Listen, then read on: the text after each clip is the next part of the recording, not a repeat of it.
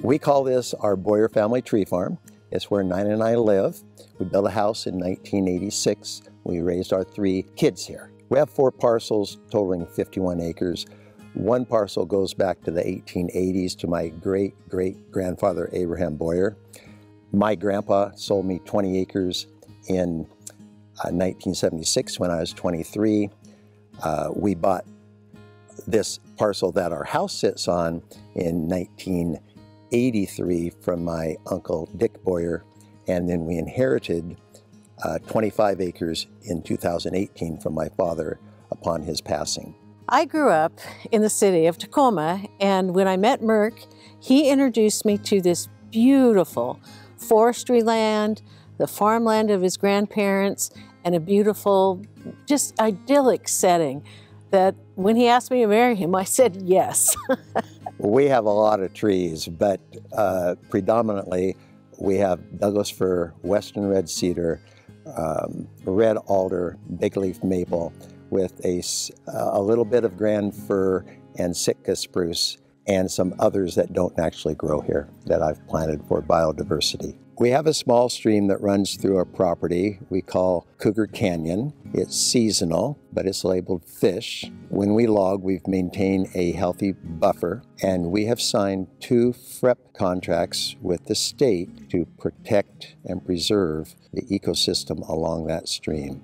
We have had our share of challenges, like so many family forest landowners. To protect our trees from deer browsing, we predominantly use browse protectors, Bexar tubes, but we've also tried everything from deer away spray to scented dryer sheets. In 1980, my husband and I planted my first trees, and 36 years later, they had laminated root rot, and we chose to cut them down and replant into western red cedar. It was heartbreaking, but you kind of have to adjust with the climate and the tree's needs. The tree farm is bursting with wildlife. When we were little kids, we'd love to go down into the wetter areas and look for frogs, salamanders. When we got older, it was all about finding the deer. There are so many birds. There are cougars up here. We have seen a bobcat. My mom and I, horseback riding, we love to run into elk. There are bald eagles, normally in pairs. Owls, I love finding the owls. And as a little girl, I love to look for trilliums. My grandma taught me about them. And in the spring, early summer, when the trilliums are starting to bloom, I love to be down where the creek is, in the ditches. That's one of my favorite places.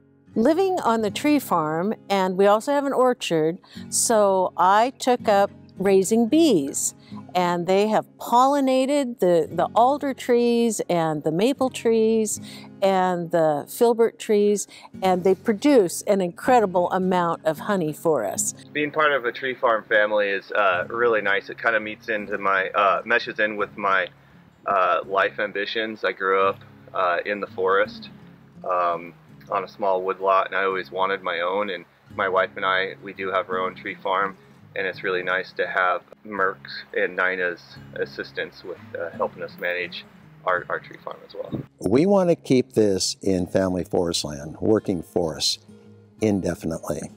We have both a long-term plan developed through the Conservation District Forester, as well as a succession plan.